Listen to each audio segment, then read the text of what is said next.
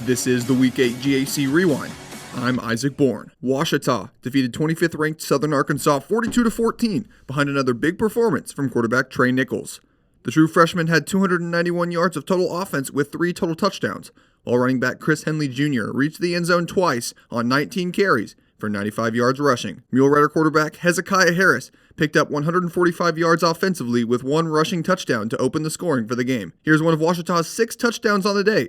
This one from Nichols to Carter McElhaney, as called by Rex Nelson of the Ouachita Football Network. Ball going to be spotted between the 12 and the 13. They're going to pass. Quarterback's got a receiver at the 10. 5, 4, 3, 2, 1. Promised land.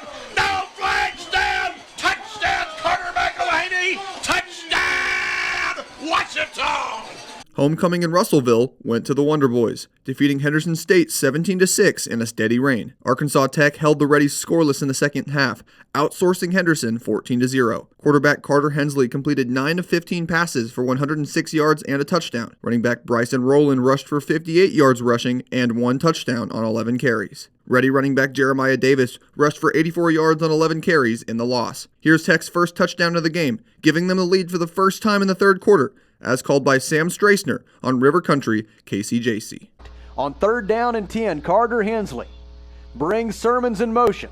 He will fake to him. Hensley sets, throws into the end zone, has a man, caught, touchdown, Arkansas Tech on a 12-yard touchdown pass by Carter Hensley. Beautifully thrown right over the top of the coverage for Henderson State and sliding down with the touchdown reception for the Wonder Boys. It is their leading receiver this year, Jared Long. Northwestern Oklahoma State notched its first win of the season over Southern Nazarene 33-22. The Rangers scored 3 touchdowns in the first half on their way to a season-high scoring total behind 342 yards of total offense and a passing touchdown from quarterback Caleb Deal. Running back Kadrick Cobbs had 113 yards rushing on 25 carries and 3 touchdowns in the win. For the Crimson Storm, running back Caden Barron picked up 156 all-purpose yards with 2 total touchdowns on the road. Here's one of Cobb's touchdowns as called by Justin Goodnow on Classic Hits 105.7 KRDR. Got to punch this in. Deal from the gun, takes the snap, hands it off to Cobbs up the middle, pushing his way, now bounces it to the outside, stays on his feet, gets into the end zone for a 3-yard touchdown run from Kadrick Cobbs. Southeastern Oklahoma State claimed a come-from-behind victory at Ouachita Baptist 14-10 after shutting out the Bison in the second half.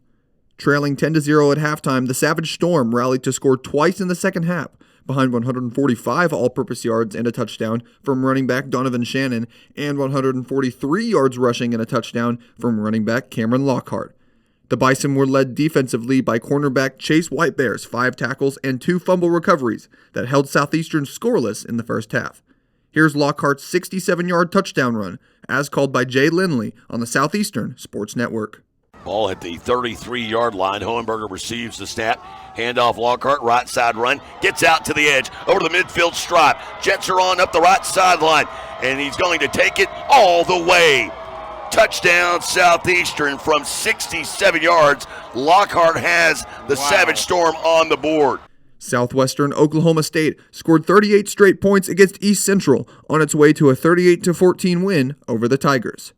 Bulldogs wide receiver Baylor Nash went for 146 yards receiving and 3 touchdowns on 6 receptions, while his quarterback MJ Rivers accounted for 227 yards through the air and 4 touchdowns, completing 13 of his 15 passes. For ECU, wide receiver Brooks Rigney turned 2 receptions into 129 yards receiving and 2 touchdowns. Here's one of Baylor Nash's touchdowns on his big day, as called by Mike Smith of Right Radio. With a 31-7 lead, play action to Red Martell. Deep pass down the field is caught. Oh, taken away by the Bulldog wide receiver Baylor Nash as he takes it away from the defensive back on the play, Jose Castillo, and he takes it in for a Bulldog touchdown, his 3rd of the day. What do they say on ESPN? You got mossed. Harding earned its 3rd shutout of the season in a 55-0 rout of Arkansas Monticello. Bison's running back Josh Strickland Jr. carried the ball 7 times for 152 yards and a touchdown. and the defensive line duo of Caden Spencer and Brock Napton registered 3 tackles for loss and 1.5 sacks apiece in the contest. Boll Weevil quarterback Tavion Falk went 14 for 28 on his passes to account for 149 yards in the game. Harding running back Braden Jay found himself in a familiar place as he scored Harding's first touchdowns of the game. Here's Billy Morgan on the Harding Sports Network. 2nd down 7 from the 40. And now this time toss left side Jay. 40, 35, 30. Running along the numbers. 20, 15, 10, 5. Tight roping the sidelines. Touchdown Harding. Braden Jay, 41-yard touchdown run. And the Bisons have an early 6-0 lead. Coming up this week in the Great American Conference, all games are once again on Saturday as Northwestern travels to Ouachita at 1 p.m. Then 4 2 p.m. games are Southwestern at UAM, Henderson at Southeastern, SNU at Arkansas Tech, and SAU at ECU. Then finally at 3 p.m., Oklahoma Baptist travels to Searcy to take on number 2 ranked Harding. I'm Isaac Bourne, and thank you for tuning in to the GAC Rewind.